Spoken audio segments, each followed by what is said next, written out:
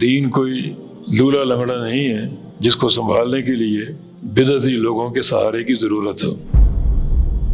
آپ کے بعد کوئی دوسرا نبی آ جائے، کوئی دوسرا اگر دعویٰ کرے گا وہ جھوٹا ہوگا، اتنا جھوٹا ہوگا کہ اس کا خاتمہ باتھ روم میں ہوگا۔ اور جو حالقین جن کی تعداد بہت زیادہ ہو، میڈیا پر لاکھوں ان کے جو ہے وہ سننے والے ہوں اور لاکھوں کے گروپ لے کر وہ چلتے ہوں، اس کثرت سے دھوکے میں آنے کی ضرورت نہیں کہ ہم بھی ویسا بنیں۔ کچھ لوگ دھوکے میں آ جاتے ہیں اپنی طاقت بڑھانے کے لیے، اپنے افراد بڑھانے کے لیے دائیں بائیں جھانکتے ہیں، اہل بدعت سے معاملات کر لیتے ہیں، ان سے اظہار محبت تاکہ مضبوط ہو جائیں۔ تو دین کوئی لولا لنگڑا نہیں ہے جس کو سنبھالنے کے لیے بدعتی لوگوں کے سہارے کی ضرورت ہو۔ یہ سہارا اللہ آپ کو بنائے گا۔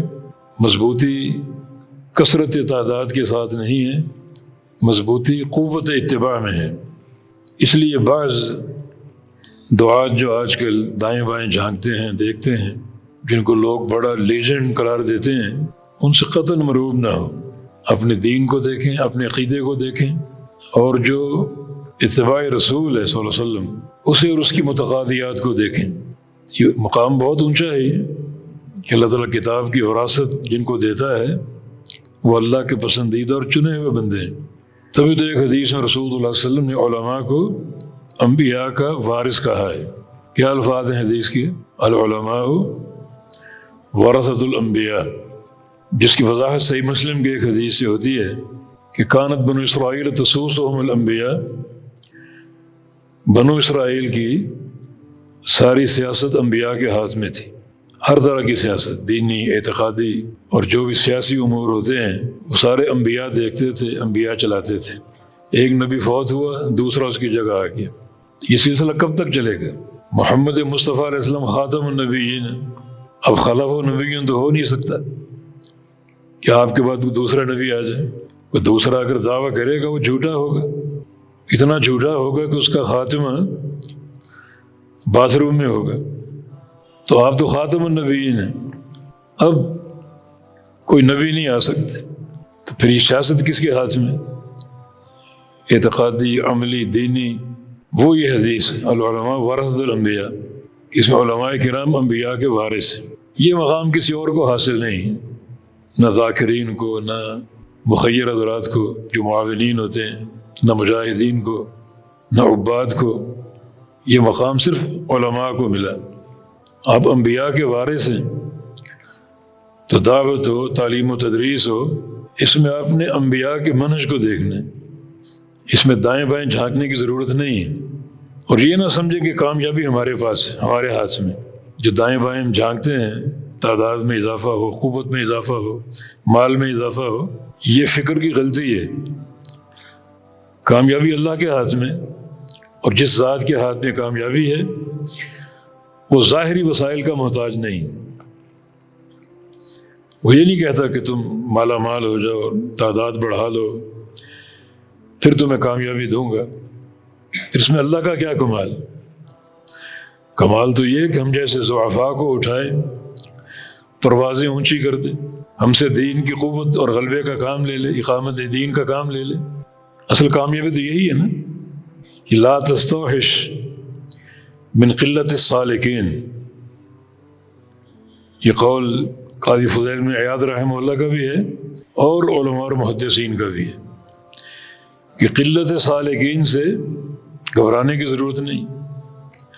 ولا تغتر من کثرت الحالکین، اور جو حالقین جن کی تعداد بہت زیادہ ہو، میڈیا پر لاکھوں ان کے جو ہے وہ سننے والے ہوں اور لاکھوں کے گروپ لے کر وہ چلتے ہوں، اس کثرت سے دھوکے میں آنے کی ضرورت نہیں کہ ہم بھی ویسا بنیں، ہم بھی ان خطوط کو اپنائیں۔ بالکل نہیں۔ آپ کے پاس دین ہے، کتاب و سنت ہے۔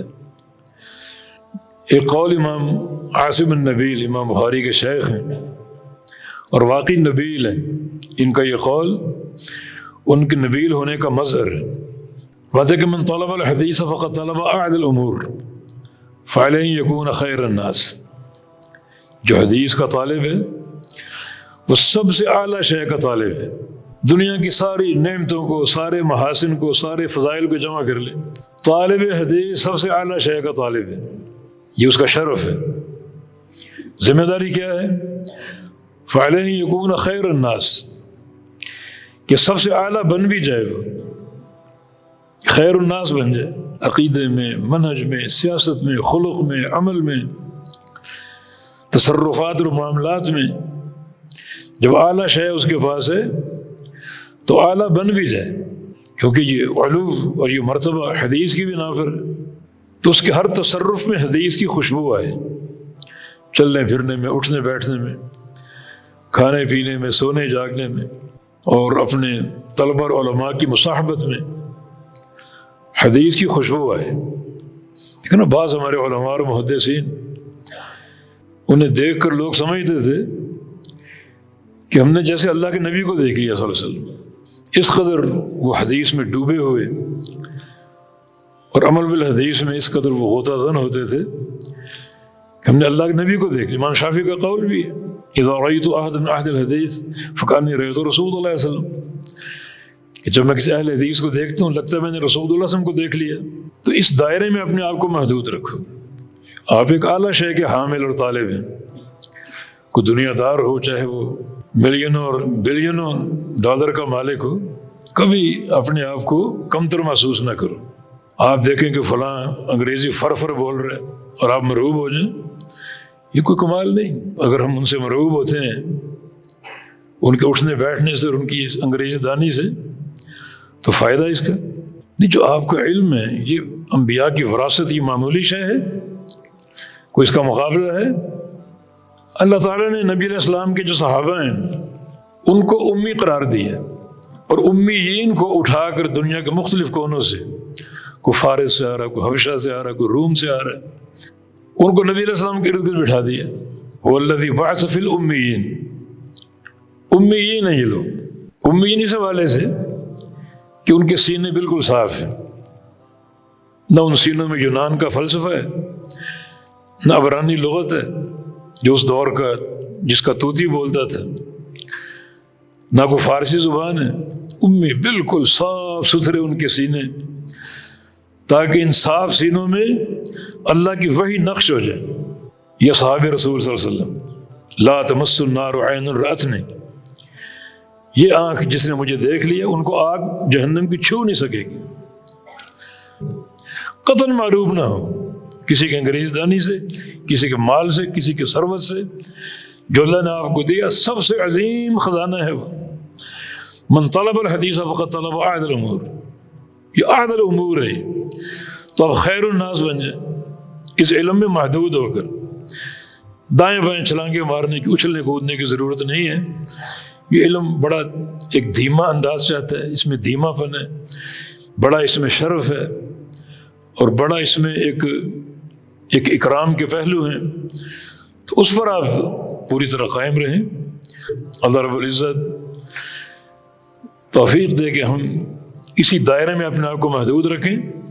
انشاءاللہ اس دائرے میں محدود ہونا یہ کائنات کے راستے کھولے گا۔ آپ تو ماشاءاللہ 100-150 کی تعداد میں، ایک بچہ بھی اگر صحیح سلفیت پر قائم ہو، دائرے میں محدود ہو، قصہ اصحاب الخدود کی طرح انقلاب لا سکتا ہے۔ اصحاب باقی ایک بچے کا کام سارا، ایک بچے کی محنت، لیکن اپنے منہج پر قائم تھا، عقیدے پر قائم تھا، کوئی تزلزل نہیں تھا۔ الگ دوسرے بادشاہ تھے، بادشاہ کے ایوان تھے، لیکن قطعاً متاثر نہیں۔ تو اللہ تعالیٰ اسی طرح کی استقامت، غیرت دین کے ہم کو عطا فرما دے۔